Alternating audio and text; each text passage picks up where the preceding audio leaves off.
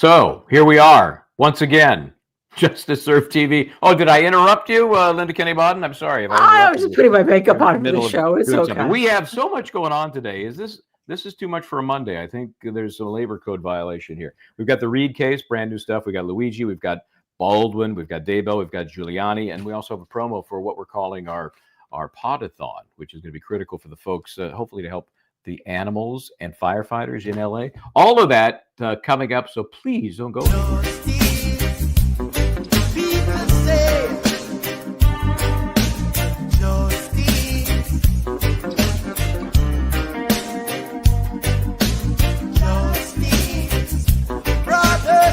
Courthouse the other day in the hallway, you're singing "Oh Happy Day."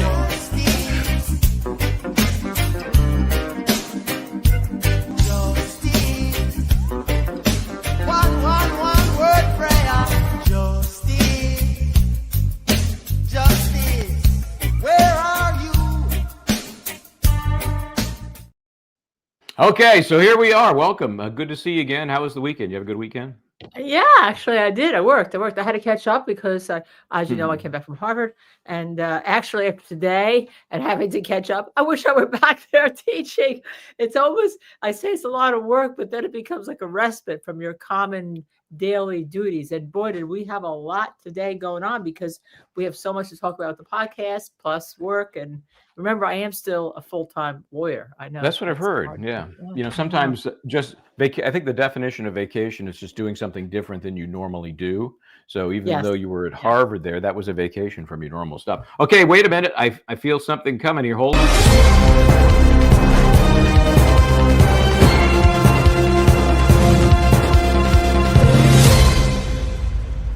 All right. Are you ready for breaking news? This was happening just as we were kind of putting things together this afternoon. Karen Reed never fails to deliver. Tell us what happened today.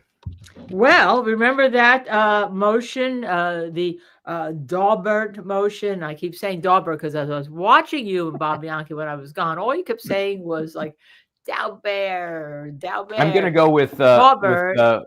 What's it called? What's the Massachusetts? Lanigan. Yeah, I'll go with Lanigan. Right, Lanigan hearing. The Daubert, well, they actually call Massachusetts Daubert Lanigan because it's kind of a mix. Yeah, so like Kelly Fry in California. I got you. Yeah, okay. Commonwealth versus Lanigan. I will even give you the site, 419 Massachusetts, 1994. Okay. Judge Beverly Cannoni actually came down with her memorandum of decision. I have it right here. Order of Commonwealth's motion to exclude the testimony of Dr. Marie Russell. Remember, how many days did we go through a hearing by the new special prosecutor, Mr. Brennan, on whether or not she could testify when she'd already testified in trial number 1 of Karen Reed? All right. Yeah. Well, you know what? I thought I was, I don't know what I thought, but it was like deja vu. Okay, or is it Breve, or is it Deja, or whatever? I don't know anybody, I mean, serious attorney type that would think that was anything close. See, this is the end of page 1. This is the conclusion of Bev. Although a close question, the court will deny the Commonwealth's motion. Oh, it's close. It was a squeaker. I mean, there's nobody that was saying, oh, she should be excluded. The cross-examination by our new friend, Mr. Brennan, was perfect for cross-examination during a trial, but didn't go so far in terms of trying to just get her excluded. As we said, and Bob was on while you were in Harvard, and we just kept pounding away. Weight of the evidence, not admissibility. Weight of the evidence, not admissibility. So this is not a surprise, but I think it is interesting to go through how the judge kind of pandered to the prosecution. Before we do that, let's take a trip down the memory lane here, because if those folks can't remember Mr. Brennan, he's the new guy, right? This is the guy that has been brought in. He's technically, I guess, a hired gun since they're paying him, what is it, $75,000? I think it is. Well, he did represent Whitey Bulger. I mean, he is a good attorney. Oh yeah, he's legit. He's an attorney. Doesn't mean we have to like him. So let's see if I've got a little bit of him in action here. Here we go. This is Mr. Hank Brennan, the new prosecutor in the Karen Reed case. You use the word likely. The word possibly is even less certain than likely, isn't it?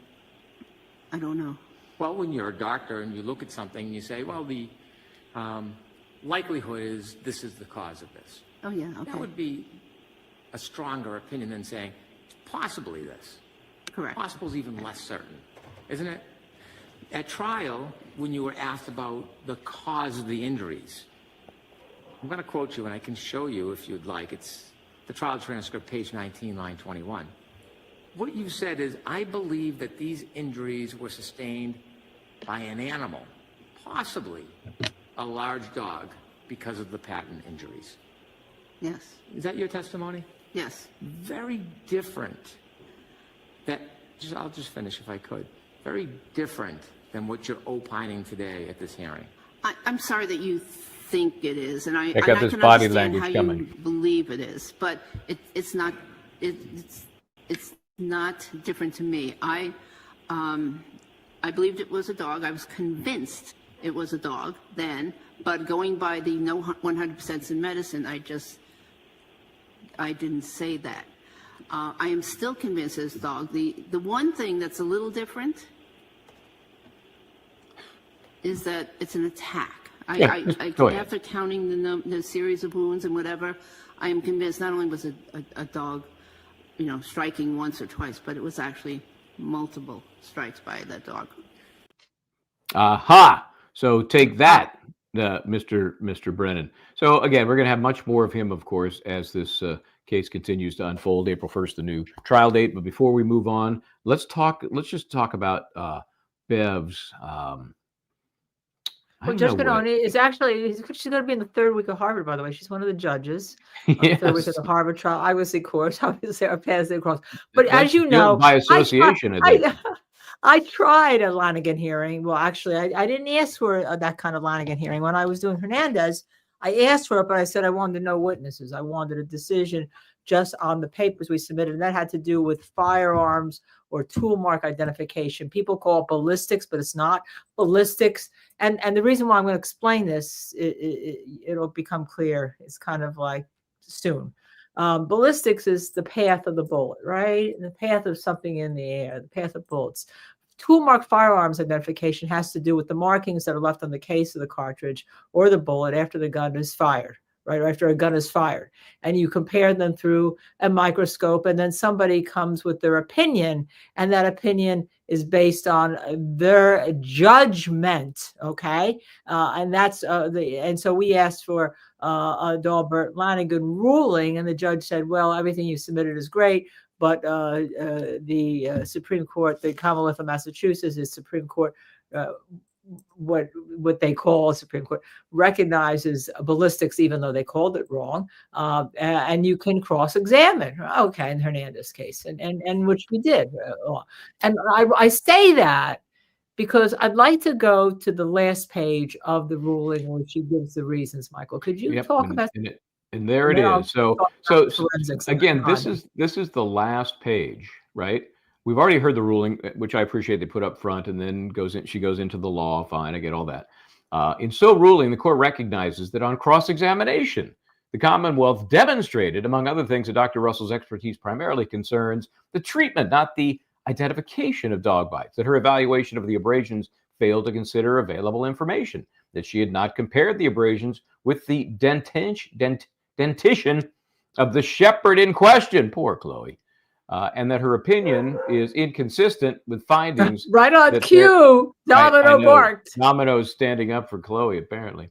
However, the court concluded these issues go to the weight of Dr. Russell's testimony, not its admissibility, and can be addressed during cross-examination. Yes, we know that. So all of those little elements that the judge mentioned there about her failure to identify the dentition, the dog in question, unnecessary, totally unnecessary, but given, in my opinion, so the prosecution can feel like, good boy, you're losing this fight, but good boy, good try. Well, let's go through it. A forensic odontology, a fancy word, forensic odontologist, fancy word, forensic dentist, has been up in the air for about 30 years now. And the courts have come back down on the fact that forensic odontology, which is It can be several fold, but the part where you identify a specific human bite, and we're talking about bites here. That's where this is where this Daubert hearing is basically coming from. A human bite to a specific person is not valid forensic science. There's a whole government report on it. There are cases all over. There's wrongful incarceration cases. There are Commonwealth. There are Supreme Court cases on it. That it is not a valid science. So for the judge to say that you didn't identify the bite, right, of the German Shepherd in question, specific dog, yes, to the specific dog to this arm is ridiculous. Okay, and I'm jumping up and down because if you can't do it in humans, you can't do it in dogs, right? Especially, and the same thing applies. Well, human skin is pliable; it moves. Okay, my arm is somewhere around there, but it moves. Okay, when if Domino bit me, right, your dog bit me, it would move, but the 1 inch or quarter inch may not be the same. When people get older, their dentition changes like a dog, 7-year-old or 6-year-old dog versus 9-year-old dog, a 10-year-old dog. The dentition changes, the teeth move.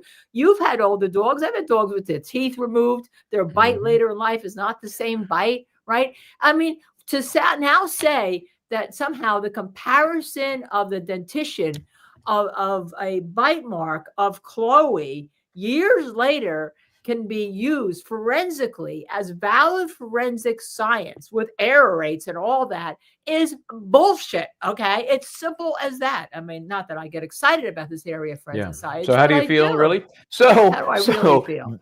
This, this particular expert we knew was going to come in. We get that. I do think she's got some issues, and I think on cross-examination those should be explored. But when this guy, when Brendan starts talking about, did you know we went and saw the dog? Did you know, because I believe it's in, I guess it's in Vermont somewhere. We went and we made a mold of the dog's mouth, right? Now that's not going to come into trial. There's been no, was the defense there when they did that? Right. They shared any of this with the defense? That is not coming in. So I don't even know if it's true.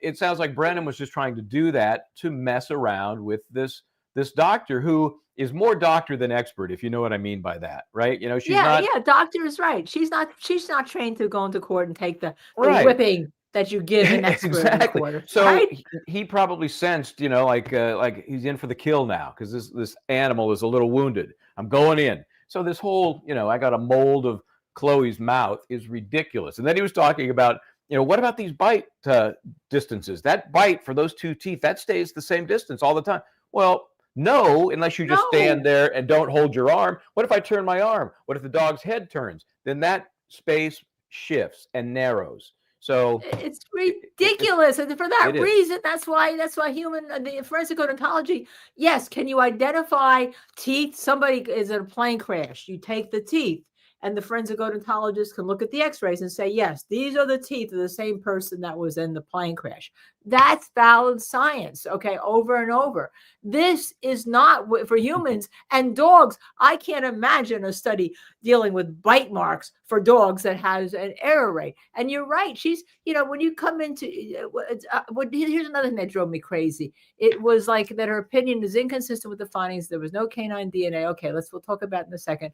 But she doesn't, you come in and you have to say, usually she has somebody who has a dog bite, right? And you look at it, or you can tell. But you have to have a diagnosis to treat, right? You're not just going to say, okay, I'm going to you, Michael Bryan. You now have a degree. You're now a doctor, and you specialize in cancer treatments. And I go to you and I say, I think you have cancer. And you say, well, let me look over here. Well, yeah, I'm going to treat you for cancer because you may have some abrasions on your arm or something. The whole thing is like driving me crazy. It's driving me crazy here. And the DNA, I mean, we don't know what happened to that body in terms of, so what, there wasn't dog DNA. How do you know there wasn't dog DNA? The body was in the snow. It was swabbed later after being in the hospital. How do you know this? Did you take a cutting? The investigation was so horrible. Maybe they didn't have enough solo cups, the red solo cups around to collect what they needed to determine whether it was DNA. in the bite wound itself. So yeah, if you're going to rely on what they didn't find, you're doomed, because there's a lot of stuff they could have found and didn't find, and did a horrible job in the investigation, as we so well know.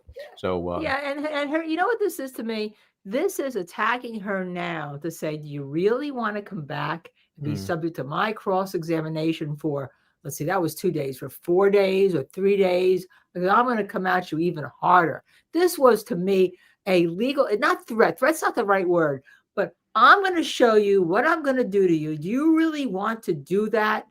Do you really want to subject yourself? This was a warning shot. That's what this was, in my opinion, as a trial lawyer.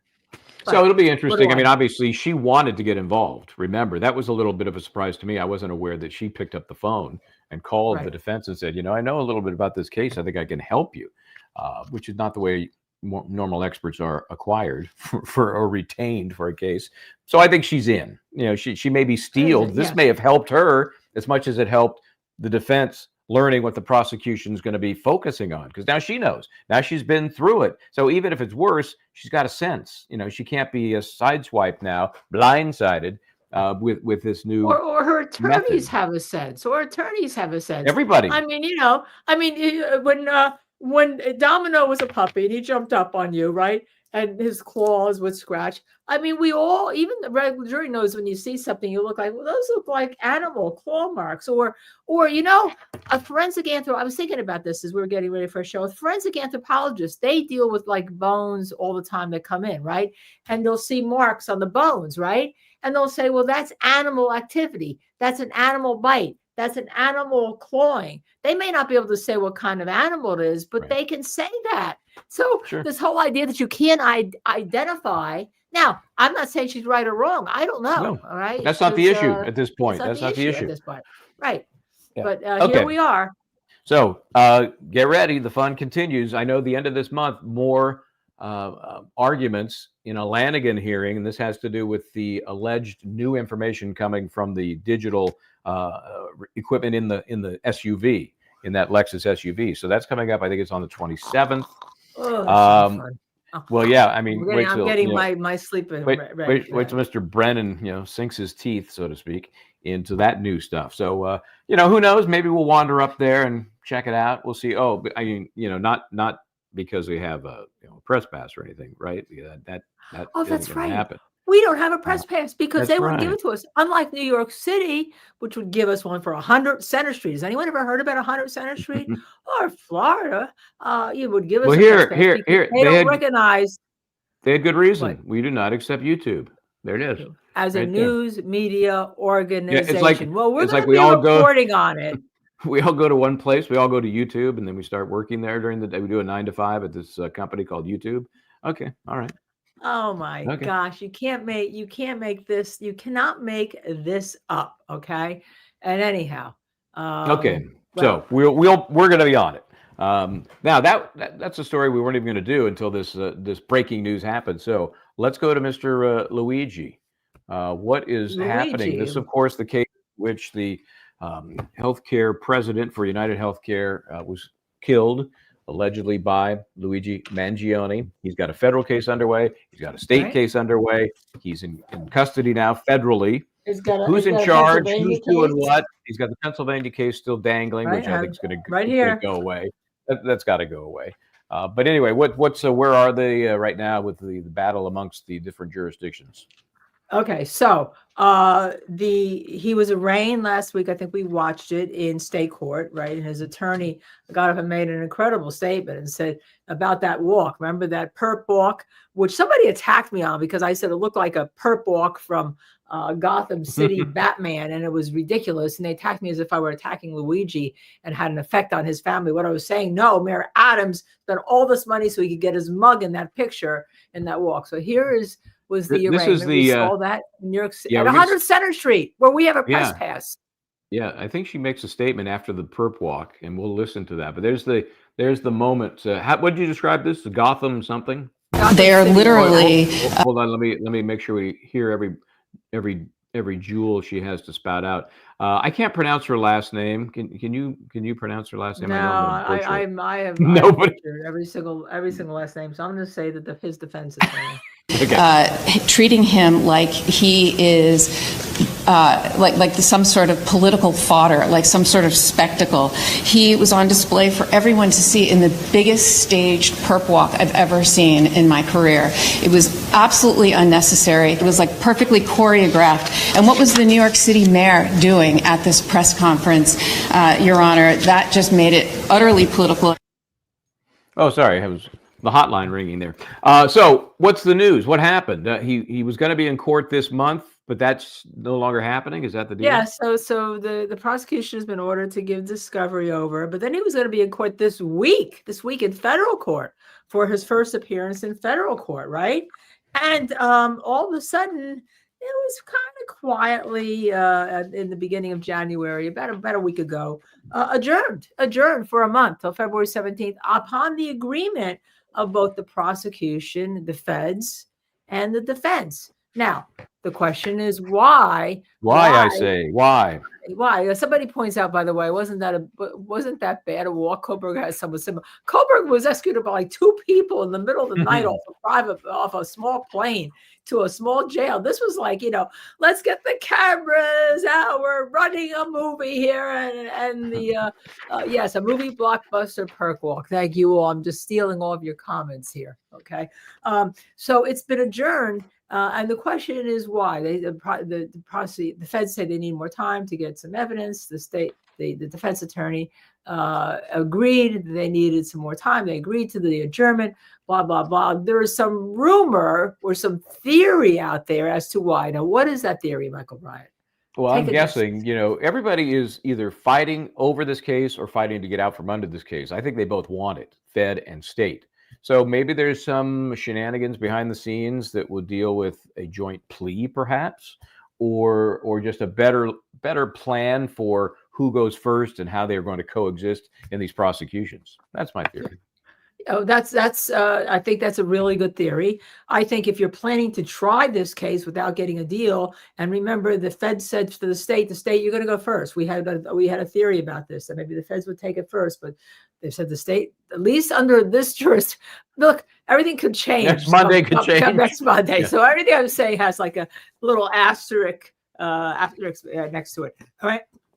So you could take it first, state. Now, if you're going to try this case and because I think it's overcharged for him, I think you can prove it could be overcharged for him, that you could get him manslaughter. He could have an extreme emotional disturbance defense. You could have some jury nullification combined with that, but you really have to go at it strong to begin with. But the problem is that in the Feds also charged him now with stalking and a death penalty, right? And that has a number of steps that has to go through the Department of Justice before that actually can be formalized. But I have a feeling that maybe after next week, when we have a whole new Department of Justice going on, you may have someone said, no, this is going to be a death penalty case. So maybe there's trying to some workaround, because I think that's overcharged also. I mean, you see death penalty cases. You see the New Orleans case, right? Yeah, Oklahoma City federal death penalty case. You see those. I don't think one person really should be a federal death penalty case. I don't think that's what the statute was, but had in mind when they're talking about it. But it qualified. Yep, and arguably, with the terrorism aspect of the state charges, they've elevated this case as best they can on both jurisdictional fronts. So, we'll see how that shakes out. I think you're right about, next Monday, the 20th, who knows how the new DOJ will impact the sharing of the case, the superiority of one jurisdiction over the other. We don't know. That could be part of the reason for the delay. The original hearing was going to be on the 24th, which is after the 20th, but 4 days doesn't give you much time to react. And then we understand the Pennsylvania case, which again was the gun possession, false ID. I mean, these are, slap on the wrist type stuff. It's going away, and that's still on calendar for the 27th, I think, or anyway, the end of this month.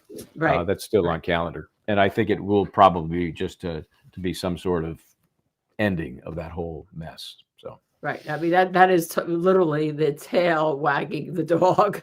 Yeah. I mean, it's obviously important because I got him. We're able to, put him in custody and set up the extradition. But otherwise, no. I mean, I'm checking my dates here while I'm thinking about it. Yeah. It says, I believe Pennsylvania's on for the 24th. And now the new prelim for the feds is February 17th. February 17th. That's correct. Yeah. And we'll see what happens when you get to that point too. A lot could happen in between the time period here. But remember, she was in charge, or third in charge of the office. And she's a very good attorney, third in charge of the office till a few years ago. And so if there's anyone who had the juice to try to put together some type of deal here, she certainly would have that and all. And we've heard a peep. This case was so I went away for a week and I can't talk. High profile, right? We've heard nothing, not a peep. Not a peep.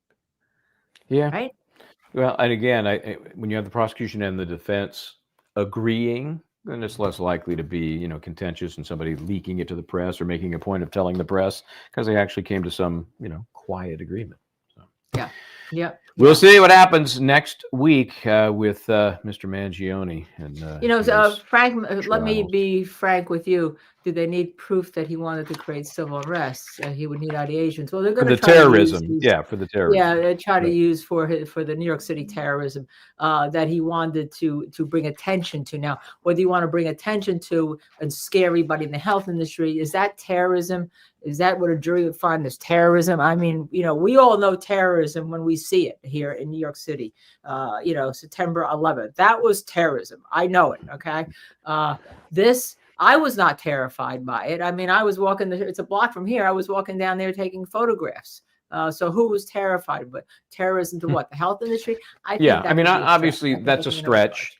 That's a stretch. They're trying to apply what would normally be a more obvious act of terrorism. They're trying to broaden that definition to include an act against an individual that somehow impacts a larger community indirectly. Why? Because the larger community is not doing their job well for the benefit of its clientele. Yeah, some would say if I had this space, I'd be trying it like that. Some would say we're terrorized by the healthcare industry every day. That's right. Does that justify killing somebody? No, it does not. No, it of course it doesn't. Of course it doesn't. And yes, and everyone has had a wake-up call in the healthcare industry. We saw that. What was it? There was, I think in Connecticut, wasn't there one of your insurers in Connecticut that was going to say, hey, you can be on the operating table, and we only gave you an hour for anesthesia. That's right. And when that Your time overtime. runs out to have, sorry, you can go back to being in the Civil War. We're just going to cut your leg off without that anesthesia. We have a bottle of Jack Daniels here ready to go. So when the anesthesia wears off, chug a lug. Went away. That went away right after this. So were they terrorized? Were they shown the light? Okay, I mean, that's where all these themes are important when you're trying a case, if you were going to try a case. So okay, we obviously will keep everybody posted on that as it winds its way through both state and federal systems. What would you like to do next on the true crime roulette here? How about Mr. Baldwin? How about Mr. Alec Baldwin? Well, I was or that's Alexander Baldwin, as the lawsuit says. So what's he up to? What's he doing? Well, he is now going to be a civil plaintiff in a suit. And I'm going to give our guest okay, you can Google this, our followers here. Who is he suing? Who is he suing? I did a little clip and I sent it to Michael. Let's see. I got this. Does the word laundromat like shot, LOL, shot with surgery. I don't think Michael intended it that way, but that came that way. He's the word special prosecutor, it's kind of interesting. It came to me, special prosecutor. There was a special prosecutor in his case, and his defense attorney, Alec Baldwin's defense attorney, was Alex Spiro, who was in the Hernandez case for briefly while I was in. We had one court appearance together to just kind of like say our names. Right.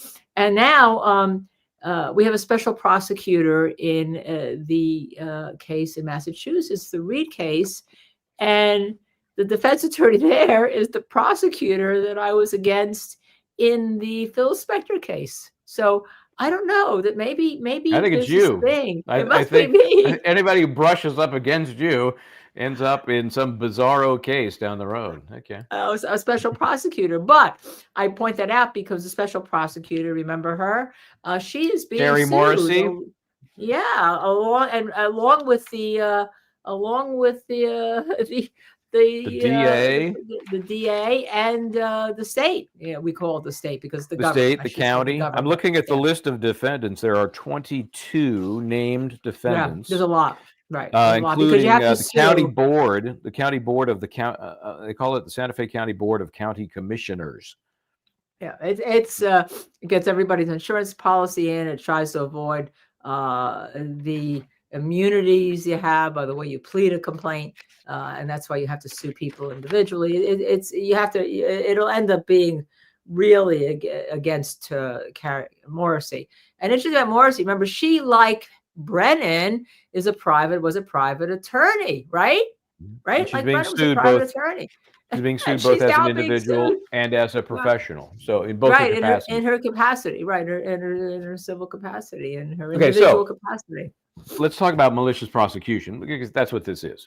Not a very easy case to win. No, Just not usually. Not.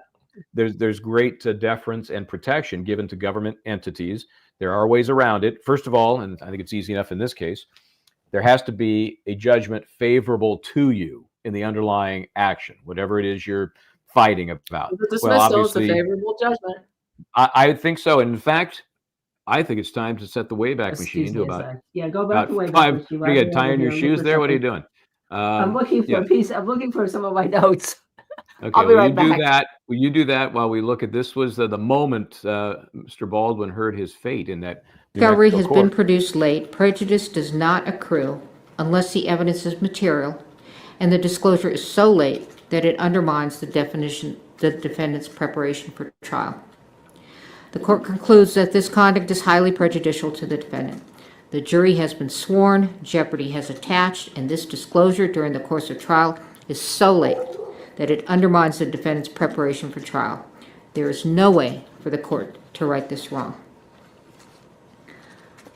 Lesser sanctions under Harper. Trial courts possess broad discretionary authority to decide what sanction to impose when a discovery order is violated. State versus Lemire. The sanction of dismissal is the only warranted remedy. The jury has been sworn, jeopardy has attached, and a mistrial would not be based upon manifest necessity. Further, the sanction of dismissal is warranted in this case. The state has repeatedly made representations to defense and to the court that they were compliant with all their discovery obligations. Despite their repeated representations, they have continued to fail to disclose critical evidence to the defendant. Brady and Harper are satisfied. Dismissal with prejudice is warranted. Court also has inherent power. Per State versus Lemire, where discovery violations inject needless delay into the proceedings, courts may impose meaningful sanctions to effectuate their inherent power and promote efficient judicial administration. The state's discovery violation has injected a needless, incurable delay into the instant jury trial. Dismissal with prejudice is warranted to ensure the integrity of the judicial system and the efficient administration of justice. Your motion to dismiss with prejudice is granted. I'll tell you what, you don't hear that very often. Oh my God, I'd love to be in a courtroom that I heard that. With respect to the jury, I don't imagine you all want to return on Monday. I will take care of the jury. So we saw Hilaria, we saw Stephen, his brother, looking like a weirdo. I don't know what was going on there. I think he'll make a cameo in this little closing shot as well. Does he have some hearing deficit? He was wearing a little hearing enhancement headphone things. He's right there on the right side with the glasses right there. Anyway, so quite an event, and now he moves from being on the defensive to being the plaintiff. And sometimes the best defense is a good offense. But I think malicious prosecution is a toughie. It's a tough one to win. He's got 6 causes of action here, from New Mexico Civil Rights Act violations to the traditional malicious abusive process, intentional spoliation of evidence, which is a good one. We know this all spirals out of the magic bullets, right? They had that case or two of bullets that was kept on the set. I know we've kind of jumped past the Rust movie set in New Mexico. Talk about intentional. The prosecutor booked it under another number, another case, so it couldn't be found by this defense team. I would say that they just have to write the check.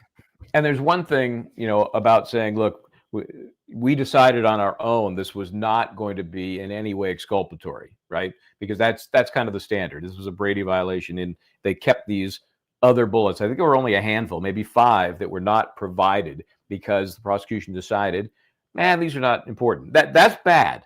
But when you go so far as to change the case number to which those extra bullets attach, come on. I mean, that's desperate. I don't know how in your mind, as an officer of the court, you justify that. I just don't know what thought process you're going through to get you there. Right, and many officers have Brady units, okay? And like LA has a Brady unit. So if there's a question about whether or not something should be turned over, right, it goes to that unit who then makes a decision, but they're separate and apart. There's like a wall between them. They take a look and they say, no, this under no circumstances could be used by the defense in any way or shape or form that could either prove innocence or be a gateway to innocence. Here they didn't. They just said, ho, you got secret bullets. Let me hide them away. It's outrageous, quite frankly. I don't know who's training prosecutors to do that. I know. And, the fact that she was a hired outsider it'll help in this lawsuit against the county and others, because they can say, hey, well, she was just a lone, but they hired her. I was going to say gunman. They hired her. Is there a negligent hiring count in there? I think at a certain point, it's kind of like a case in which an employer has vicarious liability for the employee. At some point, when that employee goes beyond the course and scope of their employment, it cuts the tie and the liability to the employer, right? So if I'm employed by Just to Serve TV, and one day I just get a gun and I shoot my neighbor, probably not part of my course and scope of my employment with Just to Serve TV, right? So in this case, her actions in actively hiding this evidence, in mischaracterizing the case, if I'm representing the county and some of these other folks, that's my defense, and that she acted far outside of any course and scope. We never authorized it. We never knew anything about it. We are not responsible legally. That liability cuts off when she went rogue. So. Yeah, but that's going to be a problem. If she's under color of state law, she has to. Well, we know this is going to settle in some weird way. It's going to settle. What does Alec Baldwin really want? I know he's got about 800 kids, but is he really hurting for money? I doubt it. He wants to make a statement. He wants to rub their noses in it. He wants to get all his attorney's fees back, and his attorneys want to get additional monies with regard to. I don't know. I didn't take a look at who the law firm was. Well, let's see if it's identified on here. It should be. Special counsel. It should be on there. Yeah, I didn't do the back page because it's 72 pages. Yeah, I wanted to save a couple of trees. It was a lot, right? Yeah, but no, absolutely. So it's going to settle. And, we don't know what the policy limits are, too. Usually counties and governments are self-insured. She may be self-insured. Her policy would be really interesting whether her malpractice policy also, stacks on to this. If they can get, by suing her as an individual, that's certainly what the plan is, to get to her that's going to be it. Assets. Yeah, look, everyone wants insurance. No one wants to go fighting for assets. You see what fighting for assets comes to, and we'll talk about a case we're talking to talk about, that people are fighting for assets here, right? Yeah. I just saw a note today on the. You see this on the Alex Jones situation? Do you see that? This is not on our list officially. Yeah, that's exactly what's happening. They had a $1.36 billion judgment against him, the case that was covered up there in Waterbury. I was there to harass Mr. Jones. And they've gotten 15 you or asked 16. Him a question. We don't have that clip because that's when he accused me of being a corporate attorney type. You corporate media. I was like, dude, maybe I was wearing a very corporate tie that day. Anyway, so they've gotten 15-16 million from the sale of other stuff, not from the sale of InfoWars, his company. That's still in limbo. But they have finally decided how to divvy up that 15-16 million amongst all of the settling plaintiffs. So, it's interesting because InfoWars sold The Onion, which was it's a mock thing. Wanted to buy it. They thought they had a deal, and then came in, and the judge said no. You I'm not sure. It. I don't know what happened there. I didn't dig into that. I was amused because I've done a little work for The Onion, and so I was amused when they bought that or tried to buy it, because I wasn't sure where the value is in it for them. But anyway. Yeah. Okay, so that's that. What were we Let's just talk talking about about? assets. We're talking about getting assets. So let's talk about the case that's in. Wait. Before we do that, Wait. I have one other note. I knew I I'm should. going down to pick up my stuff again. You can see that I'm a little disorganized. On that point, my desk is as clean as it's ever been. I decided to start the new year. It won't stay this way, I'm sure, but it is so clean. Conflict counsel. You know, you're going to have this case, the Baldwin case, is going to be rife with conflict counsel. You know, because you're going to have the employer, the employee. There are cops that are not identified. So each of these entities have built-in conflicts, and this is going to be a billable hours dream for somebody. And let me tell you, here's what happens politically. Remember, the cops will all have their individual lawyers. There's punitive damages pleaded here, and you can't get punitive damages against the government, but you can get punitive damage against an individual. So even if they were trying it, the cops would say settle, because if the judgment goes against what can be paid against the cops, they're liable for their punitive damages. So they're going to be putting pressure on the government and all the people that have carriers that will cover this to settle, because they don't want to pay punitive damages should there be a judgment against the police officers individually, which goes beyond what is covered by the government. So and insurance won't pay punitives either. You know, insurance will never cover punitives, because punitives are based on intentional actions. Insurance doesn't cover intentional actions.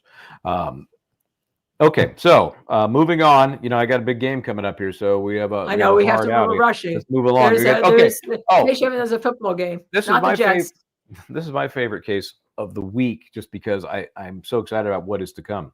Lori Vallow Daybell, now officially Lori Daybell. She's had that changed. It's been changed on the docket. She's now Lori Daybell. She, of course, about to go to trial. She wants to be known by her fifth husband. Wait, she wants to be known by. I can't keep up. Her fifth husband. Well, Charles Vallow was number 4, and Chad was number 5. So now she wants Charles Vallow's name taken off her name. She's now just Lori Daybell. Yeah, and they changed it on the court records. So she's now representing herself in this case, in which she's accused in the conspiracy death of Charles Vallow, husband number 4. And then in a separate case, which will be tried later, the nephew of her, I think the ex-husband of her niece. So technically a nephew, but a nephew-in-law. And so that's to come. Right now we're focusing on this current one. Let's just dip in for just a minute here of some of her. Got my notes. Yeah, she's representing herself, and that to me makes this very interesting. We know she's already been convicted in the deaths of Tylee and JJ and Tammy Daybell, Chad's first wife, but this is a whole new animal here. Yet? I did receive it yesterday, but I was hoping that I could put my response on the record today, my reply. That's fine. Check this out. Go ahead. She's in court for this hearing. Yep. She's shackled and she's got hands. Get my glasses. To me, that's ridiculous. Yeah, do you want me to stand, Your Honor, or can I just sit here? You can sit there. That's so the state has claimed in their response that these documents are not material in the case, and this defense is entitled to this specific evidence for. Okay, what's she talking about? She asked for all of the documents that the Maricopa County Sheriff's Office has in connection with her extradition from Idaho down to Arizona for this trial. First thing you might be thinking is, well, who cares? Why is that even relevant? For the proposition that this evidence can be used to impeach the thoroughness and good faith of the police investigation and the intent of the prosecution. That's Kyles versus Whitley, 514 U.S. The acid test of this prosecution is not a matter of determining if the defendant is guilty of the crimes that the defendant is charged, but rather, was any crime even committed? And where is this evidence? This defense has yet to find any evidence of a conspiracy in the 100,939 pages that have been turned over by the state.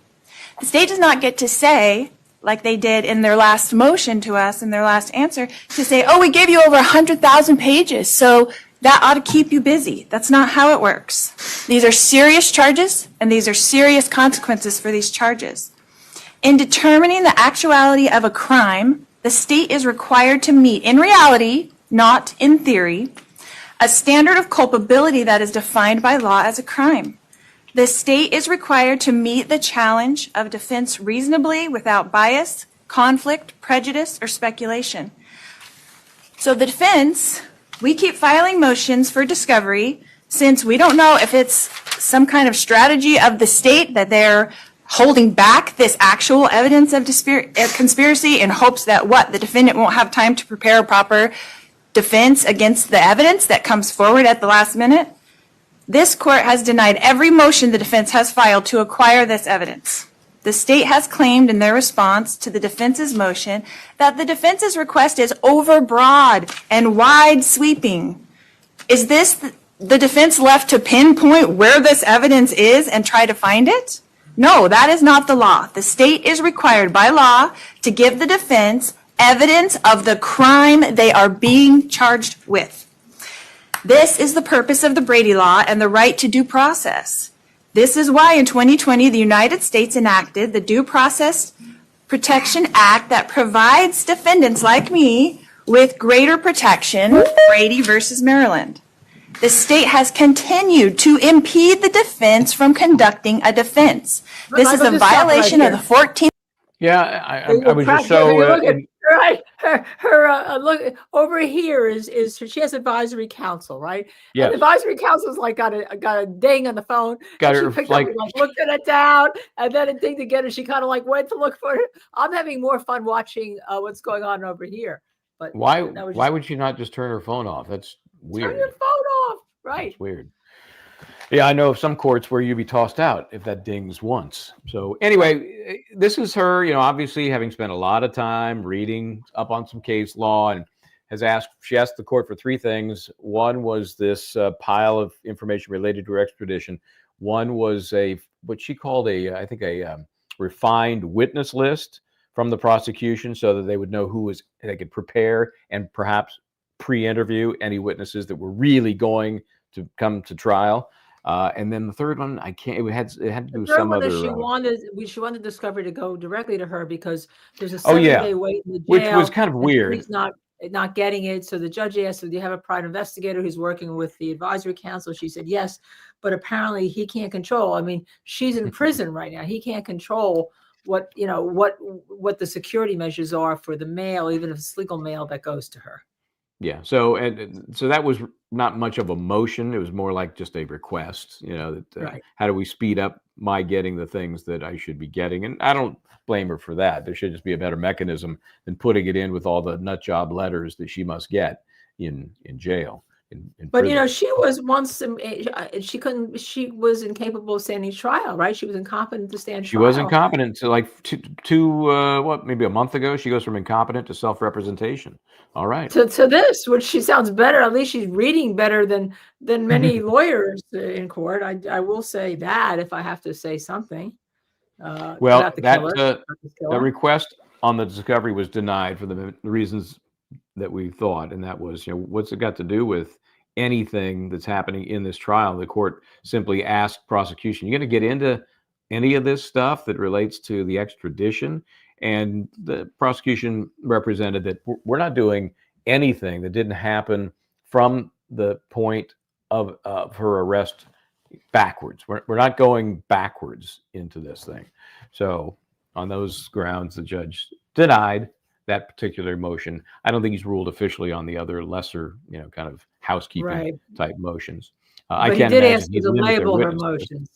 He did ask you to label her motions. There was a moment, I don't know if I have it here or not. Well, he asked for a copy, and she said, "No, I thought you guys would make the copies." So, she's, what do you think? She has a Xerox machine in her cell? No, of course she doesn't. I mean, she has a 3/31 trial date, but then she wanted to know, when the next trial is going to be. Right. And they said, well, we can't really give you the next trial till we finish the first one, right? Yeah. I mean, this is not an unusual question for somebody not involved in the system, even though she's been involved as a defendant before.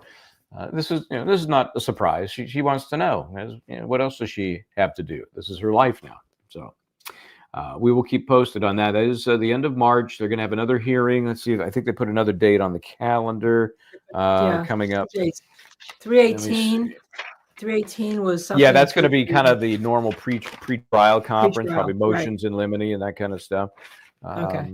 Otherwise, That's it. I just think because she is representing herself, even though she has advisory council, and I think they get to sit right at the table as opposed to our buddy Ty Tucker, who had sort of associated counsel, and they had to sit back behind the bar and totally leave the defendant adrift. Because the judge wouldn't let him have advisory counsel in Florida if he represented himself. I never understood that. No, I mean, they're there, but they aren't officially there.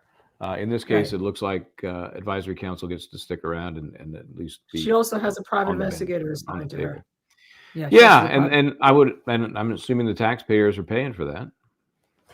Well, I guess so, but she is still innocent, and she is presumed innocent at this point until she is found guilty by a jury of her peers, both in the case against the killing of her husband, Charles Vallow, and the ex-husband of her niece, Brandon Boutreau, the attempted murder, I guess that was. The attempted murder, yeah. Attempted murder. Yeah, and of course, the person involved in the murder of Charles Vallow, Alex, also dead now. Her brother Alex, who is through the course of these cases has been looked upon as the dupe that kind of, did her bidding for her. And, the family now he's gone. Yeah, exactly. Supposedly of natural causes. You'll never convince me of that. But that's natural causes. Yeah. Natural causes. Well, just like Tammy Daybell was until they dug her body up. Yeah. Oops. Never mind. How about poison naturally? Natural poison. Oh, well, all right. Well, poison some do occur in nature, so I guess some of that might make sense. That was the defense. Okay. I don't know. We got a couple other things. Oh, one little thing, Mr. Giuliani. Giuliani, and it goes to assets. It's another asset case. This is a case where the poll workers who he defamed, this poor working woman, had a judgment against him, and he has been trying to avoid the judgment. So they've been in court where he's held back all sorts of things, according to the court. The court's found them in contempt, but that's not the least of his problems, because he decided to go after the court drawing sketch artist, a famous one, Miss Jane Rosenberg, who we talked about how great she is. She's one of the two that appear in New York, and her work is way above, along with another sketch artist, way above others. But he's going after him. Why? Why? So this picture was done. Here we go. That picture right there, and he approached Jane. I don't see it Rosenberg. Yet. Is it there? That's there. There it is. How do you not see it? There it is. Yeah. I see it.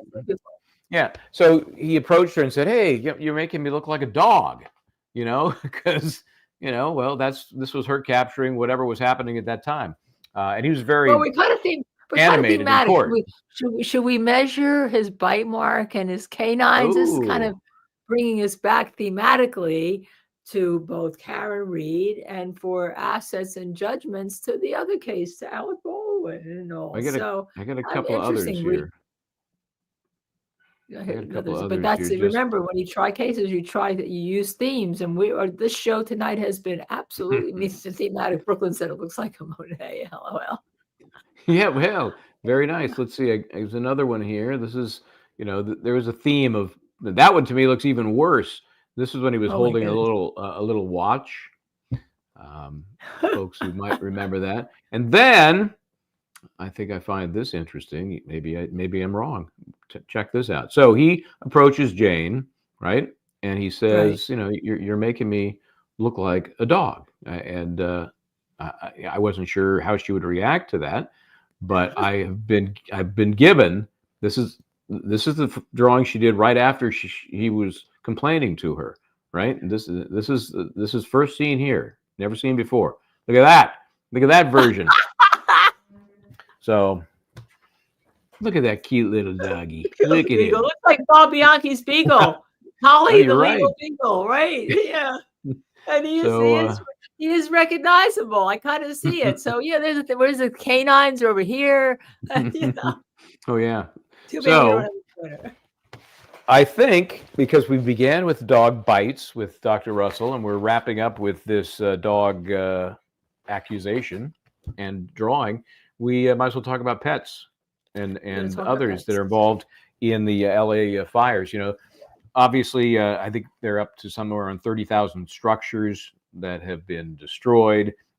It's unbelievable. Dead. Right. Yes, I think they're up to a couple of dozen folks who have lost their lives. obviously horrible, but there's a number of innocent victims, and those are these pets of the folks who can't even get back to their homes to see if the pet they couldn't get out in time is still there or in the neighborhood. So what are we going to do about that?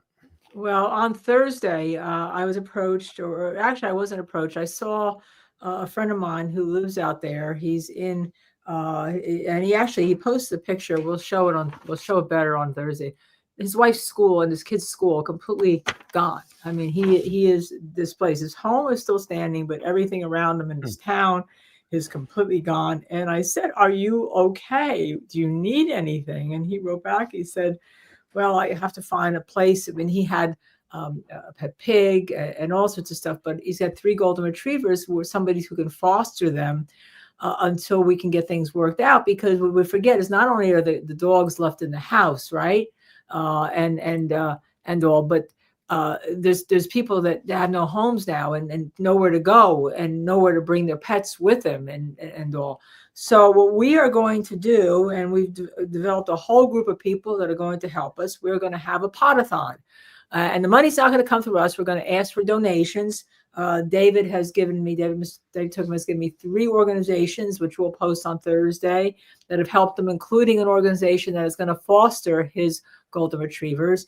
Another one being the Pasadena Humane Society, and then a third organization having to do with this town. And then we have a number of animal rights activists on. Donnie Moss, who is head of their Turn.net animal protection organization, Jane Velez Mitchell, who you and I have both been on TV with, Bonnie Clapper, who is a lawyer here in New York, who is a lawyer and also animal rights protector. 2 people, one of which is a lawyer, Peter Nussbaum and Gabrielle Hubbard, who run the Tamerlane Sanctuary and Preserve in New Jersey. And we're going to have a firefighter who's involved to try to get money for some of the firefighters organization. But the show will be about an hour and a half.